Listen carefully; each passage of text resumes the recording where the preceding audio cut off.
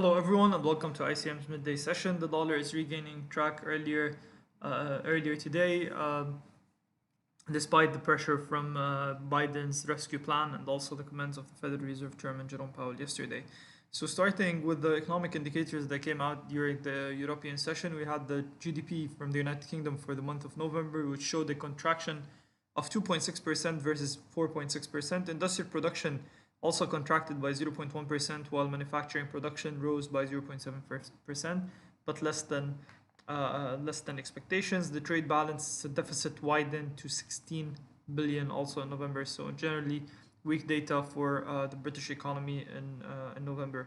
We are waiting for a series of economic indicators to come out ahead of the US session. Among them, retail sales and PPI and industrial production, and then we have the business inventories.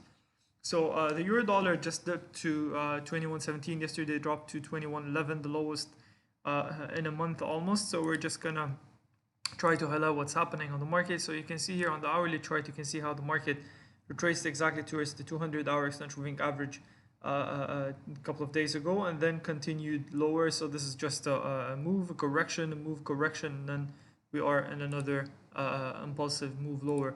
On the bigger picture, we're just having a bigger correction on all the from the bottom to the upside.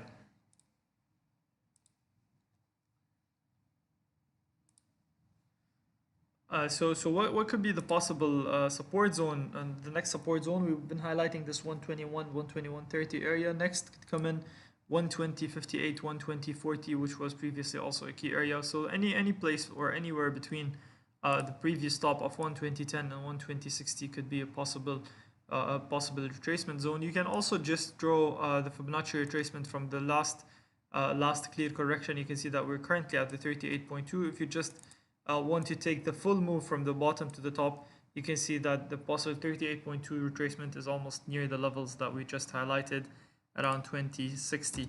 So this is for the bearish scenario. On a bullish scenario, definitely we need to break up above 121, 70, 80 again, and then just to have a better vision on a pullback, we need to move above 122.20. The British pound against the United States dollar, it's stalling near 137, failed to break just a little bit of a higher high, but then moved lower. Watch out for a possible double top formation here, which could be valid on a break below 36.10. As long as we're above it, we're poised to further upside, which could be any possible target by joining these stops. So this could just put a target of 37.80 on a bullish scenario, while on a bearish scenario, a drop back below 36.10 could just drive prices lower towards the previous support area near almost 134.50.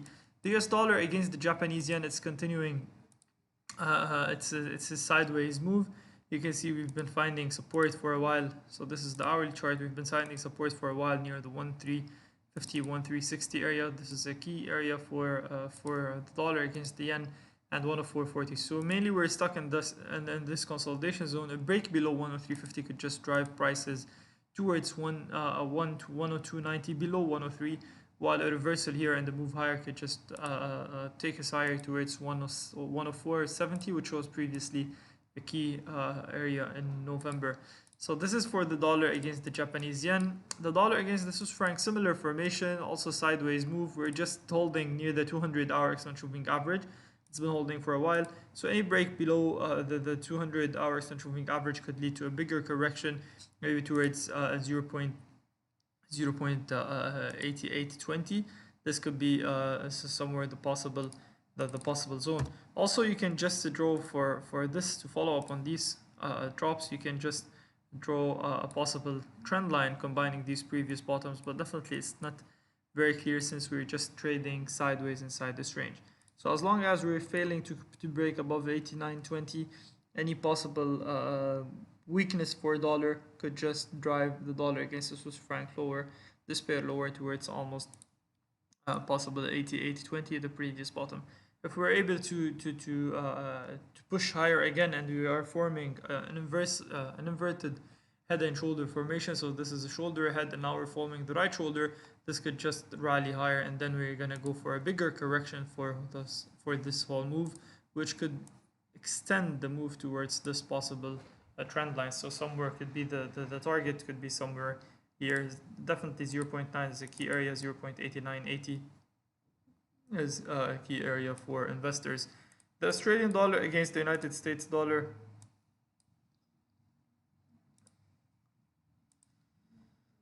So also on the hourly chart, you can just draw the possible consolidation that we're trading in, almost this possible triangle that we could be trading in for a while until we have clear drivers that could push the market either ways. As long as we're above 76.40, we're just a little bit in a bullish scenario. On a break below 76.40, we could be dropping below 75 zone towards 74.60.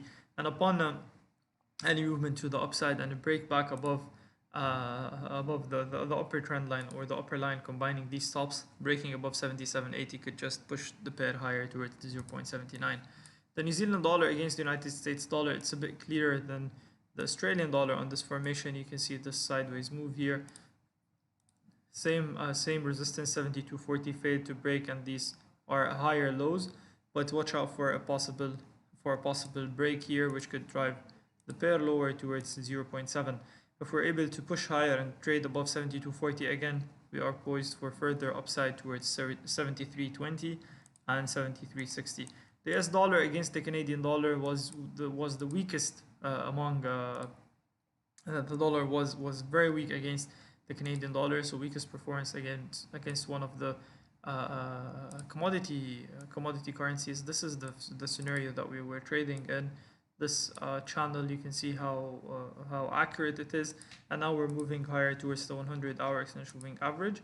So what we have to watch out for in terms of levels moving back, in order to just have a bit of clarity, we need to move back above this key area here, 27.80, 28.30, the area that failed to break, where the pair failed to break higher previously. So this is a key area. As long as we're below it, we're poised for trading sideways in this range here between 126.50 and 128. If we're able to push higher and the dollar strengthens across the board, we could be visiting 129.50 again. So the possible scenario then would be somewhere, at least the first retest to this trend line combining these two tops. Gold price is still trading in a flattish mode, almost same highs and a little bit of higher lows yesterday posted at 1828. So this is the formation that we're currently trading at. We're near the 100-hour exponential moving average. A break above 1862 could just turn bullish again, or push prices higher towards 1872.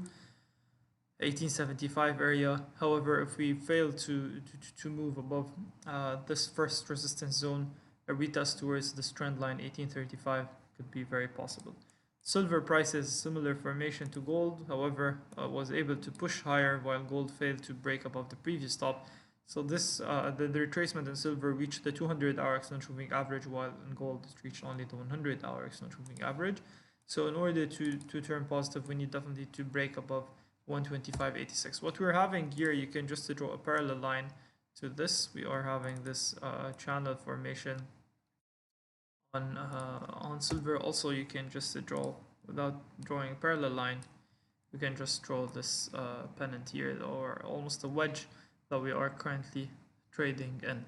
So watch out for the break of this wedge, where it could lead. The first possible target definitely is the bottom 24.25 and 23.55. These are the possible support zones, while a break higher could just drive the pair towards silver prices towards 26.75.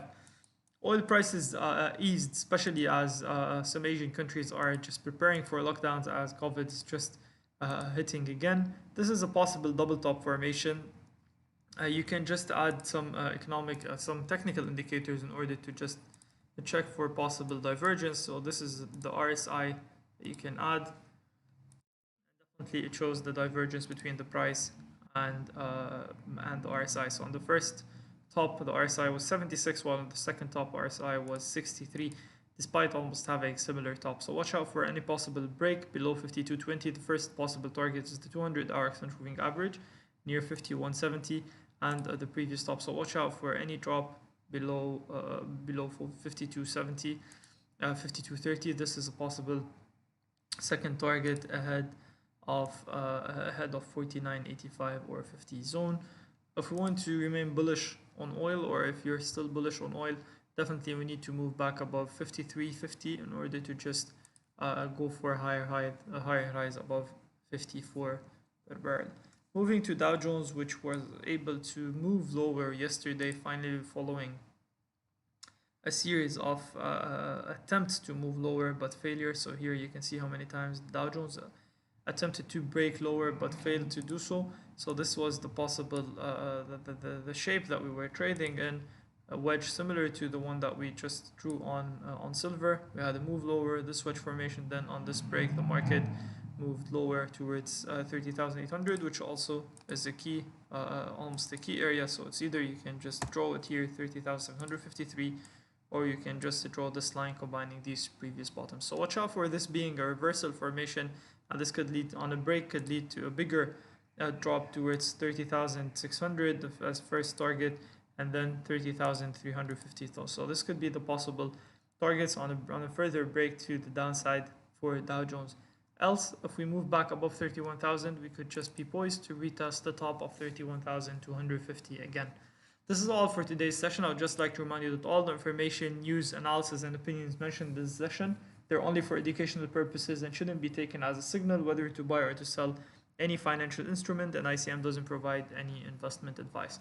This is all for now. Thank you all for joining.